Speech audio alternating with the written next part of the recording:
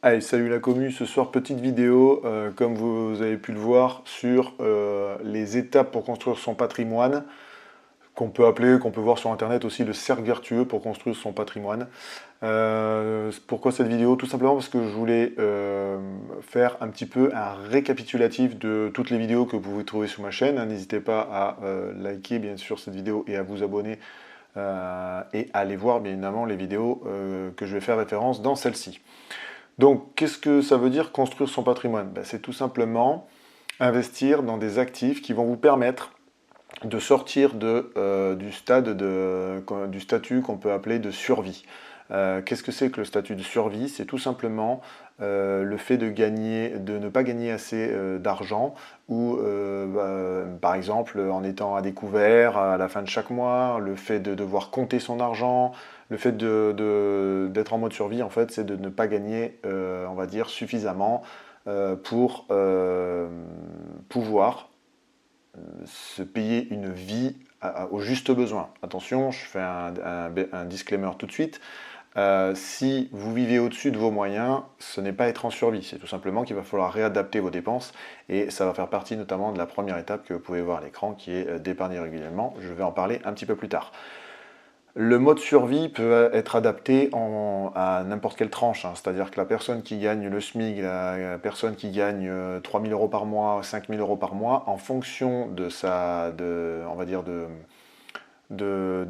par exemple de l'endroit où il vit, du nombre d'enfants, euh, des besoins ou on va dire des besoins ou des capacités qu'il a besoin pour promouvoir une vie idéale pour sa famille et ses amis, on peut être considéré en mode survie. Alors la première chose aussi que vous avez dû déjà entendre sur ma chaîne et que je vous réexplique aussi plusieurs fois sur mon autre chaîne YouTube qui est Les Gars Invest, mais j'en parlerai plus tard, c'est être en mode survie aussi, malheureusement à l'heure actuelle où je fais cette vidéo, c'est de gagner qu'une seule source de revenus. Typiquement, quand on est salarié, qu'on gagne un seul salaire, donc une seule source de revenus, on est en mode survie, voire je pourrais dire en mode précaire. Pourquoi? Parce que tout simplement si vous arrive par malheur quelque chose, vous perdez cette seule source de revenus et vous vous retrouvez dans la panade. Donc l'objectif, ça va être de créer un patrimoine diversifié, c'est-à-dire en investissant dans différents actifs, pour pouvoir se créer plus de sources de revenus et donc si vous arrive quelque chose, de pouvoir avoir toujours une source de revenus qui vous permette de rebondir, comme on dit. Donc après cette intro, on va commencer par la première étape qui est épargner régulièrement. Là, tout de suite, je vais parler de sûrement ce que vous avez entendu plein de fois sur Internet et que sur ma chaîne également, c'est le fait de se payer en premier. C'est-à-dire que si vous, par exemple, on va prendre l'exemple du gars qui gagne un salaire, il faut que vous listiez vos dépenses. Pour ça, vous avez ma formation gratuite sur mon compte Bonsaï, je vous laisse aller voir ça, qui va vous permettre d'avoir le tableau Excel que j'utilise à peu près au quotidien, moi, pour lister toutes mes dépenses et ainsi savoir les dépenses que je trouve inutiles, les dépenses à diminuer, style les abonnements, etc., etc. Et surtout savoir ce qui vous reste pour pouvoir mettre de côté. Il faut vous construire, comme je marque la deuxième ligne, une épargne de précaution. Épargne de précaution, comme on l'entend souvent, c'est 3 à 6 mois des dépenses quotidiennes si on n'a qu'un salaire. Hein. Si on a d'autres investissements comme par exemple l'immobilier, on doit avoir minimum 3 mois de mensualité. Ça s'adapte en fonction des actifs dans lesquels vous investissez, mais si on prend toujours l'exemple du gars qui n'a qu'un seul salaire, c'est de mettre de l'argent de côté pour vous faire 3 à 6 mois de dépenses, les dépenses quotidiennes, les dépenses fixes, on va dire ça, sur un compte à part, hein, un livret A par exemple, ça peut marcher, ou un LDDS. La deuxième chose, c'est aller maximiser sa capacité d'épargne. Pour commencer, par exemple, si vous n'avez pas les moyens ou vous partez du début, il va falloir essayer d'aller chercher le plus haut revenu. Alors ça passe par le salaire, bien évidemment, la renégociation de son salaire, par exemple, et ça va passer aussi, comme je le marque après, de solder ou en tout cas éviter les prêts à la consommation. Les prêts à la consommation, vous savez, ils ont des taux d'intérêt immenses, ça coûte énormément en frais et surtout ça vous grève pour investir dans votre capacité pour investir dans d'autres actifs type par exemple l'immobilier. Prêt à la consommation vous diminue ce qu'on appelle la capacité d'emprunt. Donc ça, c'était la première étape. La première étape, c'est de lister vos dépenses, de savoir ce que vous dépensez, les dépenses fixes, les dépenses, on va dire, non essentiels ou sur lesquels vous allez devoir travailler, c'est-à-dire diminuer le prix des abonnements, supprimer des dépenses inutiles ou des choses que vous n'utilisez plus. Hein. Par exemple, je prends souvent l'exemple de l'abonnement à la salle de sport. Si vous n'avez plus à la salle de sport, vous y alliez très peu, arrêtez l'abonnement, ça vous fera ça gagner. Et évitez aussi, bien évidemment, les achats impulsifs. D'accord, l'appel des joujoux, là, style s'acheter un téléphone à plus de 1000 euros, alors qu'on peut en avoir un beaucoup moins cher avec autant de capacité.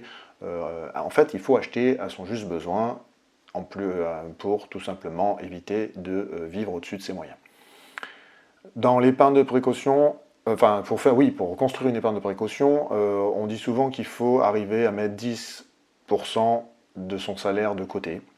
Ça, c'est le minimum. Vous pouvez monter à 20, bien évidemment, en fonction de vos capacités et votre mode de vie, pardon. Mais en tout cas, le plus important, c'est de mettre cette habitude et de le faire constamment. Chaque mois, c'est dès que vous touchez votre salaire, virer en automatique 10%, par exemple, 10% sur votre livret A ou sur une application compte Plume que vous trouverez dans ma page parrainage sur mon site Legal Community, afin de vous constituer ce qu'on appelle l'épargne de précaution. D'accord ? Première étape, c'est ça. Deuxième étape, c'est investir dans des actifs sûrs. Alors, des actifs sûrs, j'ai marqué l'immobilier et la bourse. Alors, l'immobilier réel ou papier, hein, par exemple, investir dans des SCPI, c'est ce qu'on appelle de l'immobilier papier. Et bien évidemment, l'immobilier réel, c'est acheter sa résidence principale si c'est votre objectif, acheter un bien pour le mettre en location, par exemple, et la bourse, les actions ou les ETF, ça c'est en fonction de votre aversion, enfin de votre tolérance au risque, pardon, et de votre stratégie. Si vous êtes intéressé par la stratégie pour investir en bourse, à travers la stratégie qu'on dit de dividendes, c'est-à-dire pour se constituer justement une nouvelle source de revenus régulière toute l'année par le biais des dividendes, c'est-à-dire des gains que vous allez avoir en investissant sur la bourse, je vous laisse aller sur ma chaîne YouTube Legar Invest, dans laquelle vous trouverez ma formation, dans laquelle vous trouverez plein de vidéos parlant de l'investissement en bourse. Elle est bien évidemment faite pour les débutants et les gens comme moi, c'est-à-dire on apprend tous ensemble et c'est la bonne humeur. Les investissements actifs, il y a immobilier, bourse. Alors bien évidemment l'immobilier, j'ai aussi ma chaîne Legar Immobilier qui parle dessus. N'hésitez pas, elles sont affichées dans ma chaîne, vous trouverez les liens à un endroit, que ce soit dans la description, que ce soit sur ma chaîne YouTube, sur la page d'accueil de ma chaîne YouTube, sur mon compte Bonsaï, vous aurez possibilité d'accéder à tous ces médias. J'ai décidé, alors ça c'est mon problème à moi, c'est pas le meilleur exemple, j'ai décidé de faire plus des chaînes en fonction des thèmes parce que j'ai pas le même public et donc pour l'immobilier j'ai Legar Immobilier, pour la bourse j'ai Legar Invest. Voilà, ça c'est après mon instant promo. On revient sur la deuxième étape qui est d'investir dans des actifs sûrs. Bien évidemment, pour investir dans des actifs sûrs, il faut avoir constitué son épargne de précaution et surtout, il faut assurer, on va dire, ses revenus. D'accord ?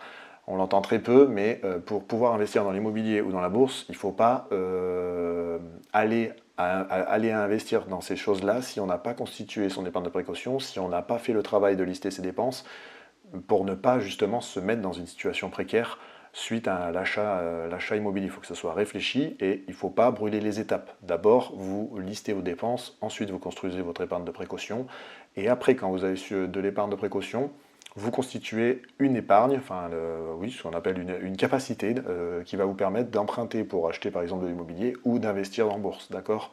Ne brûlez pas les étapes. Je sais que des fois c'est frustrant parce qu'on est dans un monde instantané où les gains, on veut avoir des gains tout de suite sans faire d'efforts. Désolé pour vous. Pour construire un patrimoine, ça se fait tout au long de votre vie en fonction de votre situation personnelle et professionnelle, bien évidemment. Donc ça, deuxième étape, on a constitué son épargne de précaution, on a commencé à se constituer une capacité d'emprunt, on investit dans des actifs. Le plus rapide, on va dire, ce qui arrive le plus souvent en premier, c'est la bourse. Même si on est habitué en France, on adore l'immobilier. L'immobilier, on en a pour toutes les bourses. On peut commencer par un garage qui coûtera aux alentours de 20 000 euros peut-être, ou acheter un appartement, ou acheter un immeuble, etc. Mais c'est certes concret, c'est certes stable dans le temps, mais il faut quand même sortir un sacré capital de départ. La bourse, on y rentre beaucoup plus, on va dire, facilement, dans le sens où maintenant, on peut investir avec 1 euro, 50 euros, avec des petites sommes, quoi. Donc dès qu'on a son épargne de précaution, on peut rentrer plus facilement dans la bourse qu'aller chercher l'immobilier, sachant que vous savez ce qui se passe, il y a l'étape d'aller chercher le crédit bancaire en faisant la tournée des banques, c'est le cas de le dire. Donc ça, bien évidemment, je vous réfère à mes chaînes YouTube pour avoir plus de précision. La deuxième étape, on a investi dans des actifs sûrs. Donc après, troisième étape, on réinvestit ses gains. Ça, c'est pour faire, comme on dit, réinvestir ses gains, c'est, comme j'ai marqué là, faire l'effet boule de neige, les intérêts composés. Les intérêts composés, pour expliquer rapidement, c'est quand vous investissez, par exemple vous investissez 1000 euros en bourse, vous faites du 5%, ben ça va vous rapporter 1000 et quelques euros, et ces 1000 et quelques euros, vous ne les retirez pas, vous les laissez, ben, l'année d'après, ça se fera des intérêts sur des intérêts. Vous avez compris? Donc ça fait les intérêts composés, et ils sont exponentiels au fur et à mesure. On réinvestit ses gains. Le but du jeu, en fait, quand on parle d'immobilier et de la bourse, il faut avoir une vision moyen-long terme, d'accord? Si on a une vision à court terme, c'est pas les placements, enfin court terme, je dis en dessous de 5 ans, bon, c'est pas là-dessus que vous allez arriver à vous créer, comme on appelle, la liberté financière, d'accord? Il faut penser moyen-long terme, c'est pour ça que notamment la bourse, on dit souvent qu'il faut commencer tôt à investir de manière constante pour pouvoir justement jouer sur ces intérêts composés en vue des gains qu'on va avoir en bourse.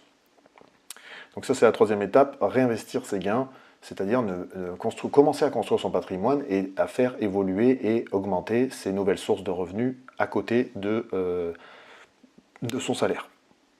Quatrième étape, diversifier vos investissements.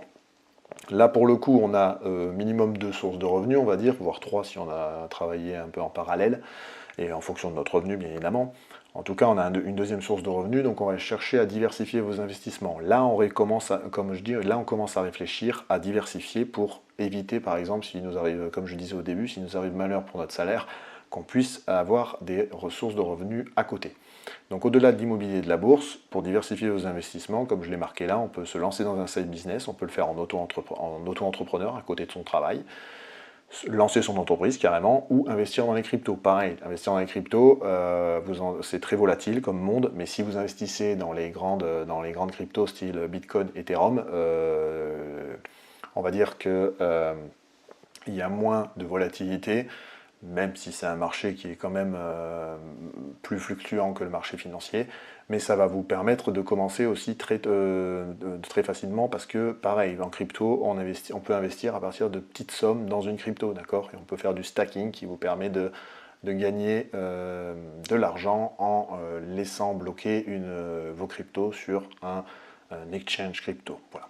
Si vous voulez avoir des infos là-dessus, je vous laisse parcourir dans ma chaîne, il y a plein de vidéos qui vous expliquent tout ça, j'en fais assez souvent pour vous expliquer ça. Se lancer dans un side business en auto-entreprise, bah, c'est le premier step, c'est-à-dire que vous êtes passionné par quelque chose, vous avez des compétences que vous voulez partager, typiquement moi par exemple, c'est des chaînes YouTube, j'aime bien partager les choses que j'apprends pour à la fois me faire un rappel et apprendre en même temps que vous, et parce que j'aime bien tout simplement transmettre, et bien ça c'est par exemple, en auto-entreprise, vous pouvez commencer à créer un side business comme ça. Bon, la création de contenu, c'est pas le meilleur exemple, mais par exemple, je sais pas moi, vous avez des compétences de comptabilité, enfin vous êtes comptable par exemple, vous êtes comptable, vous avez des compétences donc normalement en Excel et dans certains outils, rien ne vous empêche de faire du freelance pour faire des petits travaux, des petites missions comme on dit, pour des boîtes qui vont vous prendre pour une mission, deux missions, etc., et commencer à vous faire vos revenus. Lancer son entreprise, c'est lié notamment pour certains business. Bien évidemment, il va falloir vous déclarer et il va falloir l'auto-entreprise, c'est déjà une sorte d'entreprise. Hein. C'est le petit niveau, mais après, à un moment donné, quand on lance son entreprise, c'est quand on commence à regarder notre patrimoine et à commencer à gérer son patrimoine pour, par exemple, penser à la transmission.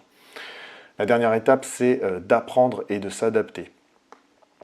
Comme je l'ai marqué, éternel débutant, c'est-à-dire qu'il n'y a jamais rien d'acquis. Ça a été difficile, il n'a jamais rien d'acquis. C'est-à-dire qu'il faut que vous vous challengez constamment, que vous appreniez par la lecture, par les vidéos YouTube, par les journaux, par des newsletters dans la thématique. Par exemple, moi pour la bourse, je me suis abonné à des newsletters et je reçois tous les jours des newsletters finance pour, on va dire, programmer un peu mon cerveau, qui comprenne de mieux en mieux les ratios, les définitions, etc. dans cette thématique.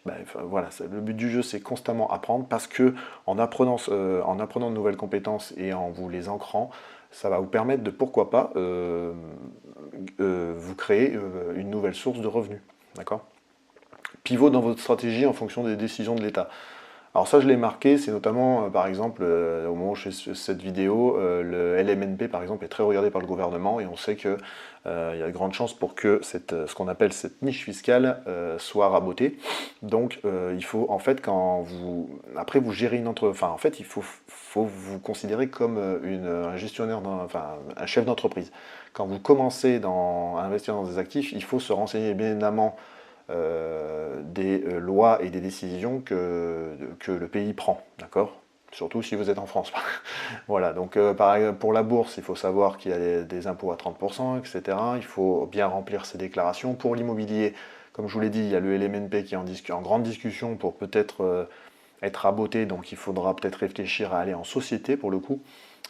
Pour vous, par exemple, pour notamment jouer sur la transmission à vos enfants, par exemple, ou à votre famille.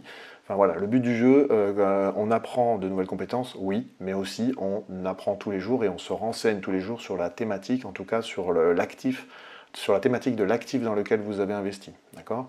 Et après, j'ai marqué développer des compétences à forte valeur ajoutée.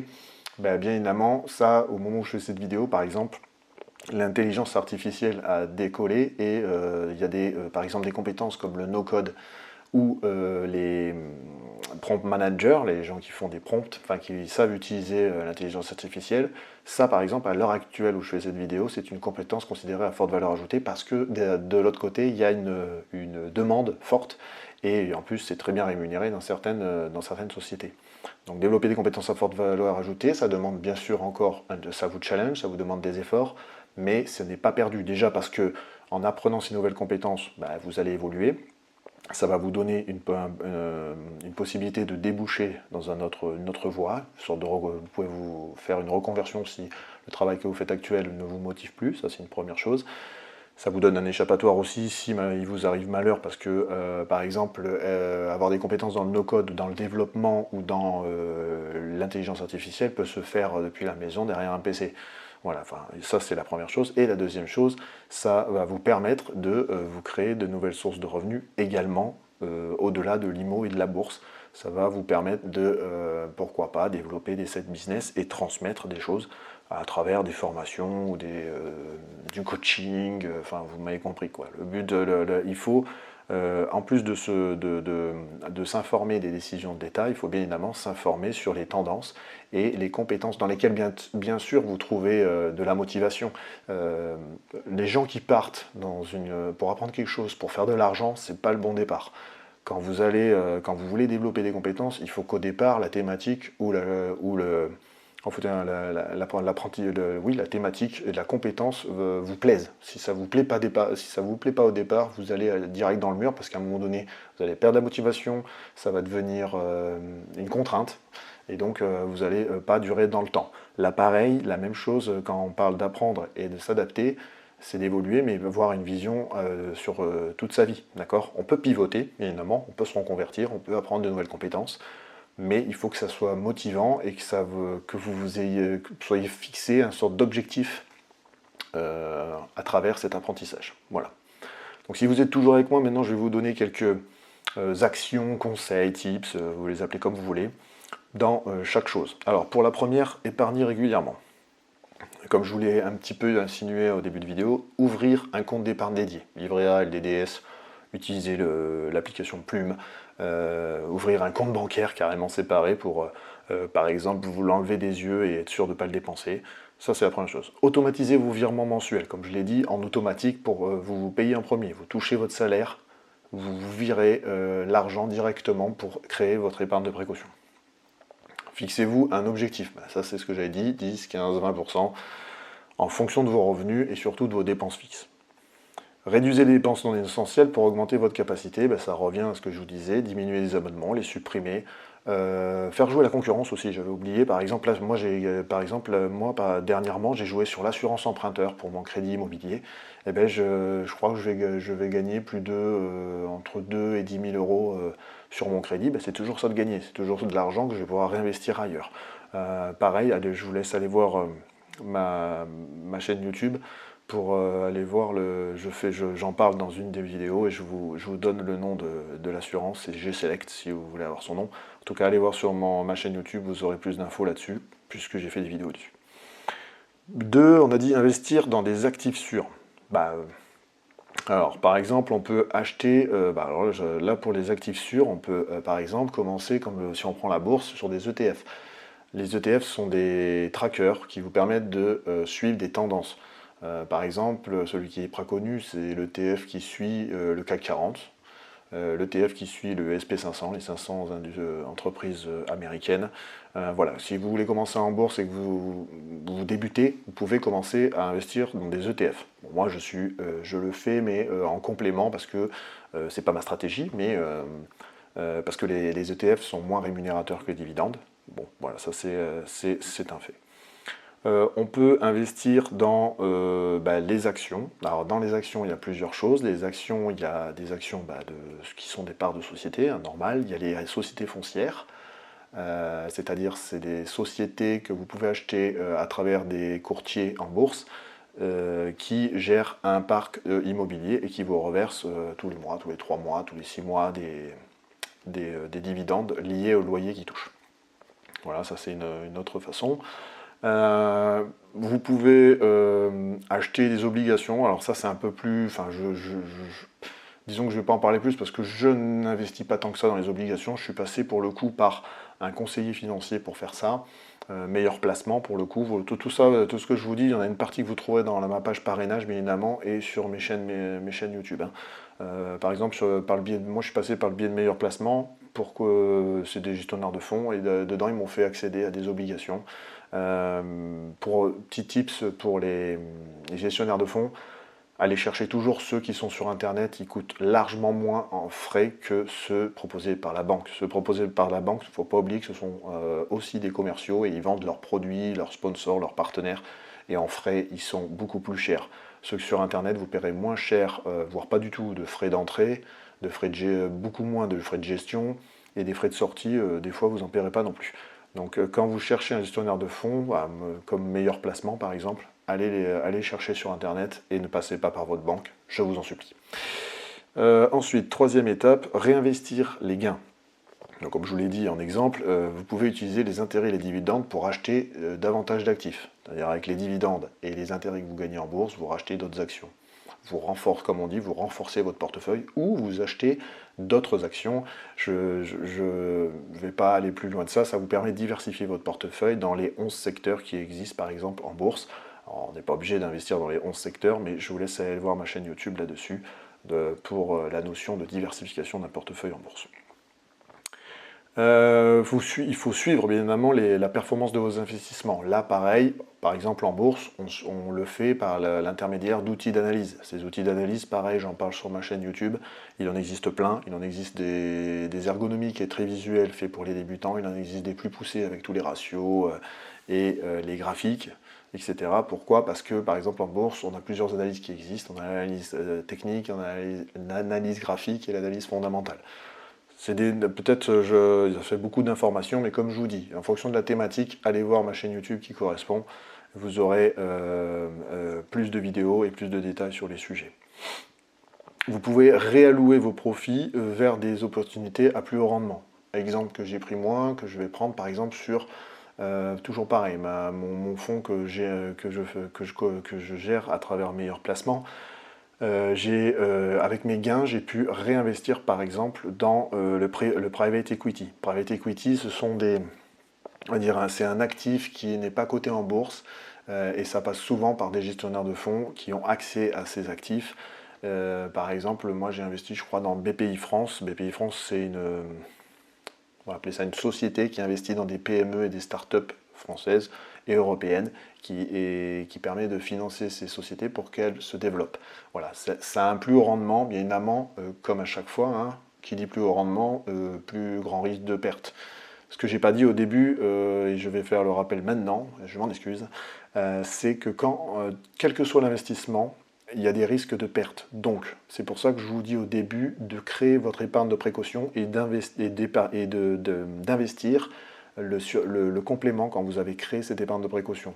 Pour ne pas vous mettre en défaut, pour ne pas vous mettre dans la mouise et surtout pour investir de l'argent que vous faites travailler, que vous allez ne pas toucher pendant un certain temps, c'est-à-dire souvent plus de 5 ans, d'accord? Donc c'est de l'argent que vous n'avez pas besoin au quotidien, qu'on soit d'accord. Ensuite, pardon, diversifier vos investissements. Comme je l'ai dit un peu plus tôt, vous pouvez investir dans différents types d'immobilier, hein, les REITs, les achats en direct, les SCPI. Vous pouvez acheter des actions dans différents secteurs. Vous pouvez acheter des matières premières et de la crypto. Les matières premières, vous pouvez investir dans l'or, par exemple. Ça se fait de plus en plus maintenant par des courtiers aussi. Vous pouvez aussi notamment investir dans les matières premières à travers des ETF, des trackers. Ben voilà, ça permet de diversifier son portefeuille, même si les matières premières, par exemple l'or est considéré comme une valeur refuge, donc vous n'aurez pas un grand rendement dessus, mais ça vous permet d'assurer une stabilité, par exemple, dans un portefeuille d'investissement financier. Ça, c'était pour la 4e étape. Ah oui, et pour l'immobilier, je reviens pour diversifier vos investissements. Dans l'immobilier, les dernières choses qu'on peut voir, c'est par exemple le crowdfunding. Le crowdfunding, il est fait de différentes manières, hein, par le biais des cryptos ou pas, mais ça vous permet d'investir dans l'immobilier en achetant une part d'un immeuble, par exemple. Voilà, ça s'appelle le crowdfunding, c'est-à-dire plusieurs gens qui investissent dans un bien immobilier et qui touchent de l'argent quand... alors il y a deux façons, soit par les loyers que touche le gestionnaire du bien immobilier, soit in fine, c'est-à-dire quand vous investissez pour que le gestionnaire rénove, construise, finisse de rénover et de mettre en vente le bien, et quand il est vendu, vous touchez une part, un pourcentage des gains, de la plus-value faite, en fonction bien évidemment de la part que vous avez achetée. Bon, c'est un peu technique, mais le crowdfunding, c'est le fait d'acheter à plusieurs des morceaux, des parts d'un bien immobilier. Ça, c'est une autre manière aussi d'investir dans l'immobilier. Il existe plusieurs plateformes, hein, Tokimo, qu'est-ce que j'ai d'autre? La première brique. Enfin, il existe plusieurs sites comme ça qui vous permettent de faire ça, du crowdfunding.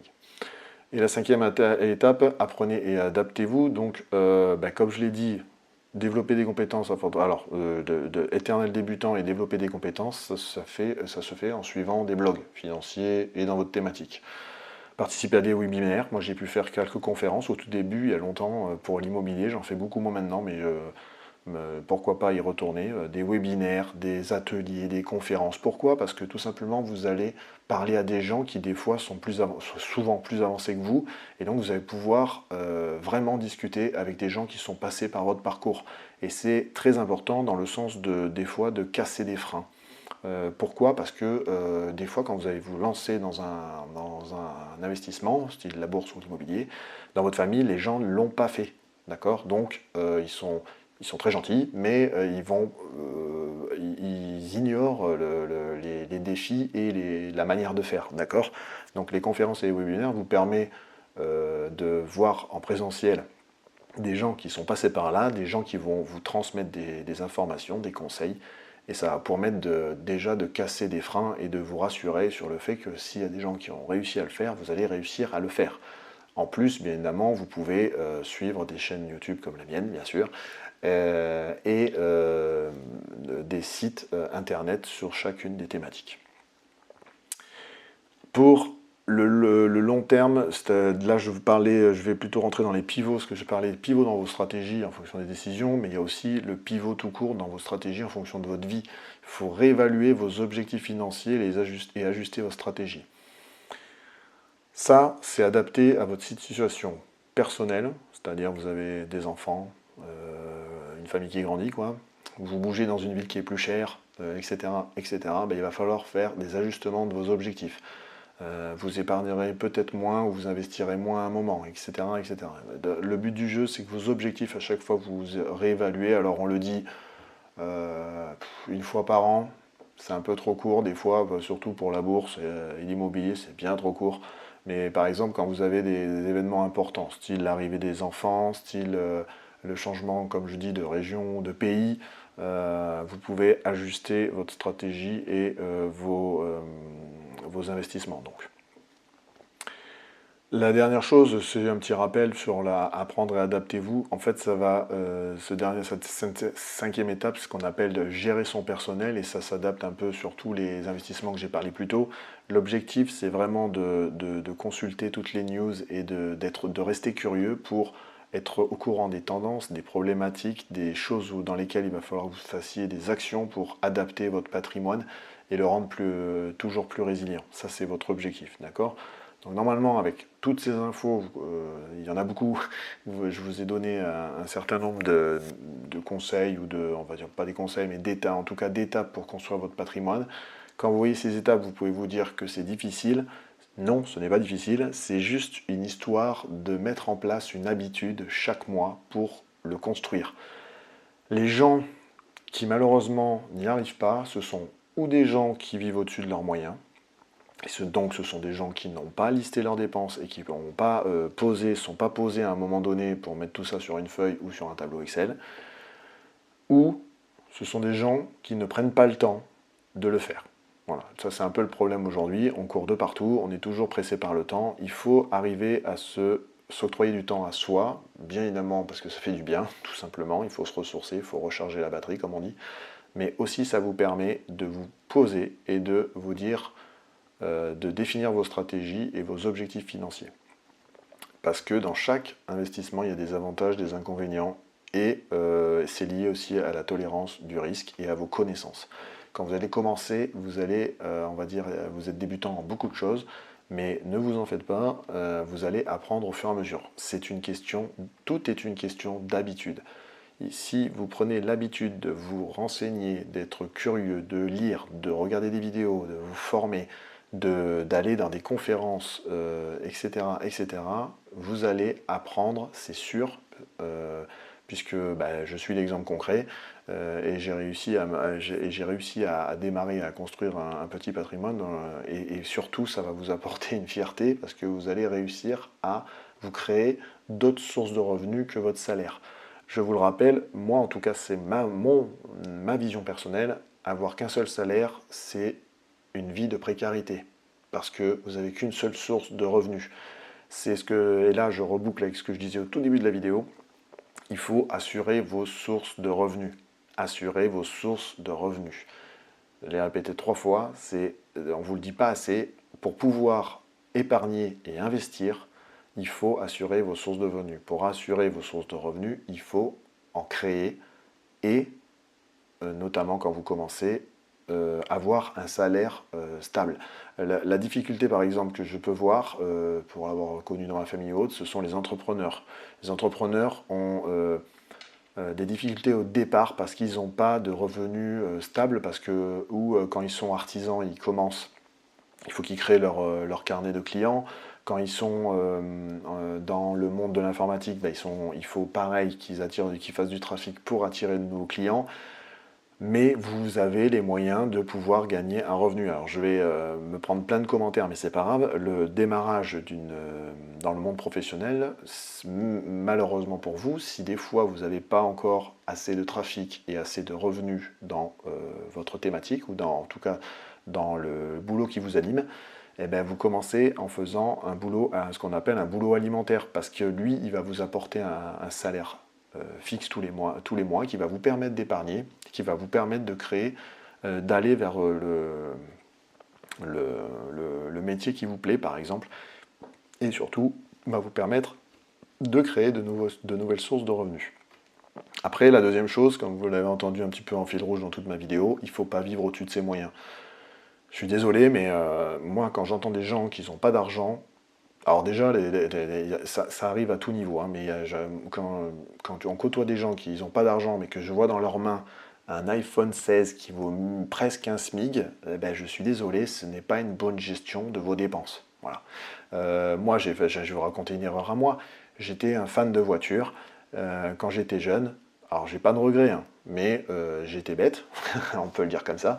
J'étais un fan de voiture, donc tous les 3 ans, j'achetais une nouvelle voiture. Ouais, sauf qu'acheter une voiture tous les 3 ans, ça me faisait renouveler mon prêt à la consommation, mon prêt à la consommation, mon crédit auto en tout cas, et ça me diminuait ma capacité d'emprunt pour par exemple acheter de l'immobilier ou commencer à investir dans la bourse. Voilà, donc il faut à un moment donné, comme je vous dis, on se pose, on fait le topo et on regarde. On prend un peu de recul, on regarde nos dépenses et on regarde un petit peu, on réfléchit un peu à la manière dont on vit.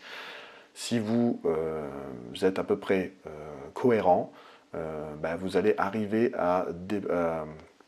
on va dire, à trouver la somme, en tout cas, que vous allez pouvoir mettre de côté pour démarrer votre épargne de précaution. D'accord? L'objectif, c'est vraiment, je vous dis pas de, enfin, je ne prends pas l'exemple du mouvement Fire parce que là, au-delà de l'argent, c'est surtout une psychologie, une philosophie, je dirais même, le mouvement Fire, ce sont des gens qui vivent de manière très restrictive pendant une dizaine d'années, voire une quinzaine d'années, pour pouvoir s'octroyer une retraite, pour pouvoir arriver à la retraite tôt. Bon, là, cette vie de privation, ou en tout cas de vie minimaliste, moi, c'est pas ma volonté. Par contre, le truc qui est intéressant avec le mouvement Fire, par exemple, voilà, pour vous donner un exemple de curiosité, je suis allé lire des articles de mouvement Fire. Le truc intéressant avec le mouvement Fire, c'est qu'ils ont tout chiffré. Il y en a même qui ont chiffré le coût d'un enfant de 0 à 18 ans, je crois. Donc c'est intéressant pour voir ce que la vie va vous coûter, en tout cas, et pouvoir mettre en place déjà les revenus qu'il faut mettre en face pour assurer une vie agréable et sereine. Donc voilà, c'était une vidéo un petit peu longue avec beaucoup d'informations. N'hésitez pas à mettre vos commentaires, à me dire aussi où vous en êtes dans la création de votre patrimoine, de me poser des questions, de liker la vidéo, d'aller voir mes autres chaînes YouTube si vous êtes intéressé par d'autres thématiques style l'immobilier. Donc vous irez à l'égard immobilier et à la bourse l'égard invest. Pas compliqué, mes chaînes YouTube elles commencent tous par l'égard. Voilà. N'hésitez, je vous remercie encore d'être aussi nombreux à me suivre et je vous dis à une prochaine vidéo. Ciao ciao.